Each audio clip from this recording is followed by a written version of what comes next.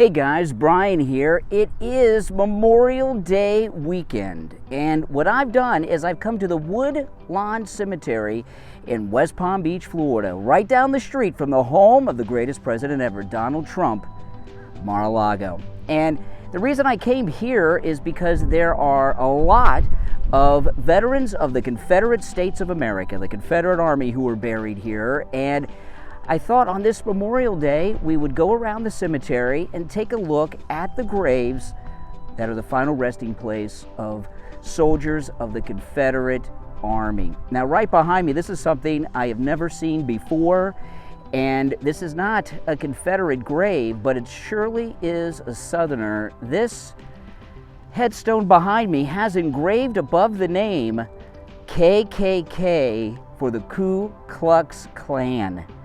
Wow, pretty scary, huh? Never seen anything like that. Let's take a closer look at this headstone, and then we'll go through the cemetery and see how many Confederate graves we can find. Join me.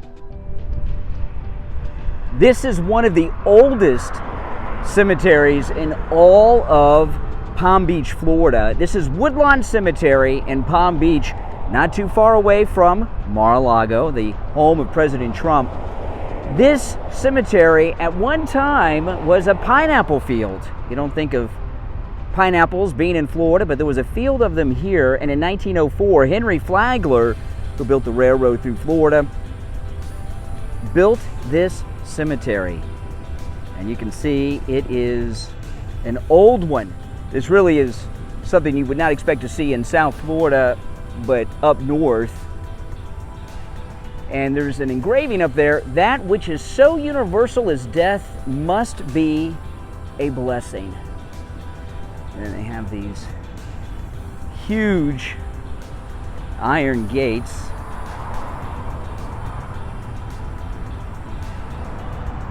And of course there are flags here for Memorial Day.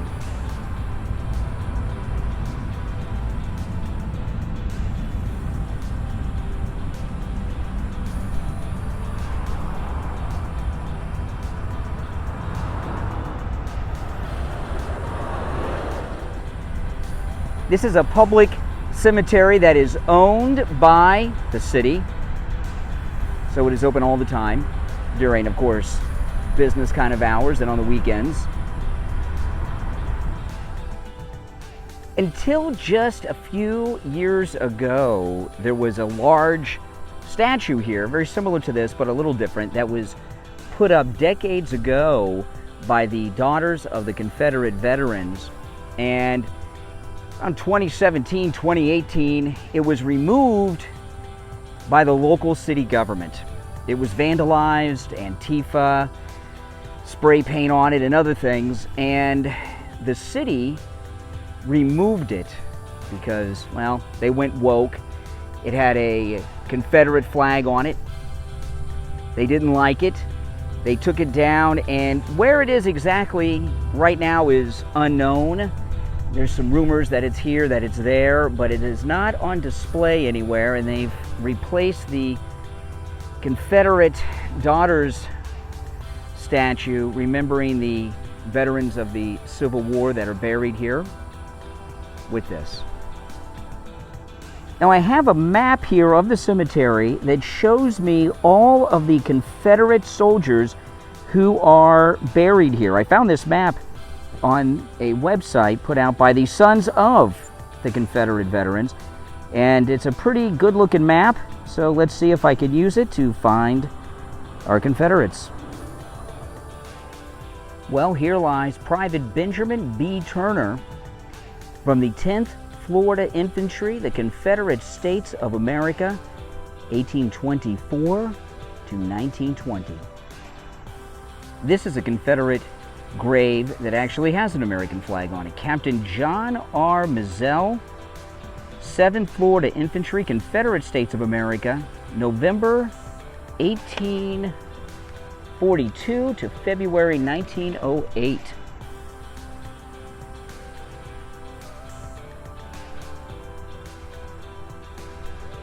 Here lies Captain A. J. Lewis from the Mississippi Infantry, Confederate States of America, May 15th, 1818 through November 11th, 1911. Wow. So he was in his 40s when he served in the Confederate Army. That is amazing. And here he is being honored on Memorial Day with an American flag on his grave.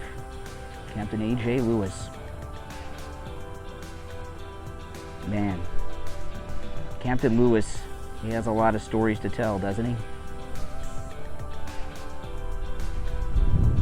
This is Private William J. Kelly, 4th Alabama Cavalry, Confederate States of America, and he also has an American flag there. There's no birth or death year here, and it's also not listed on the map, so I don't know if he fell during the war or lived a long old age. It doesn't tell me either on the map or on the headstone here. This is Private William Griffin with the 5th Florida Cavalry, Confederate States of America, January 1842 until May 2nd, 1936. And he was a private, and he also is honored with an American flag. This is Richard Voss from the 3rd Florida Infantry, Confederate States of America. And he also was a private, but it doesn't give us the birth year or death date, so we don't know more about him than what we're looking at right now. Richard Voss, Private, 3rd Florida Infantry, Confederate States of America. This is Private Andrew Jackson from the 1st Florida Reserve Infantry, 1832 to 1916, and also not a young man, fighting for Florida and the Confederacy against the Army of Northern Aggression here. He was in his 30s during the war. You know, you look at these dates and just think of what these guys saw. Andrew Jackson here.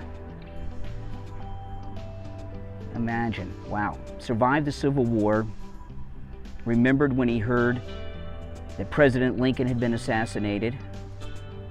Really amazing. But you can see these are older areas of the cemetery, some of them, and a small headstone in an area that's just not as well kept as some of the other parts of the cemetery. While this is a public cemetery, the plots are actually private. This is James L. Bennett, 7th Florida Infantry, Confederate States of America. No dates here either, but we'll remember him.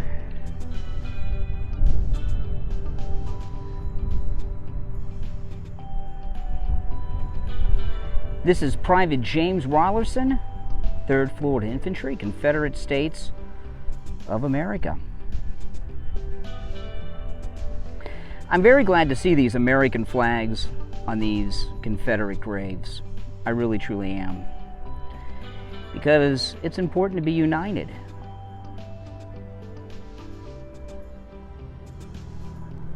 There's no first name, just the family name, C. Miller, S-E-E Miller, all one word. And you can see right there on the headstone, KKK, or Ku Klux Klan. There's a cross there, and a lot of what was here is gone, not because it is worn away. This headstone's been defaced. People have defaced this headstone because it has the KKK on it. And I believe, because I can see a little bit, I think that is the symbol of the Ku Klux Klan that was there. Well, hey, Florida was the South, the Deep South, and we know a couple things about who was here. Their name is C. Miller. They were a member of the Ku Klux Klan. We don't know when they lived. There's no dates here. But we know another thing too.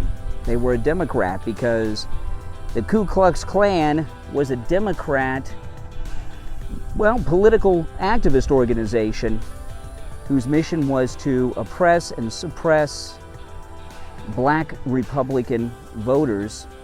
I've never seen anything like that before. That's insane when you think about it, that someone would put that on their headstone and it would be out here. Now, they're not a Confederate veteran that we know of, because there's nothing on the headstone about that, but I'll tell you, they were a person of means, because while it is old and defaced, it is one of the larger headstones out here.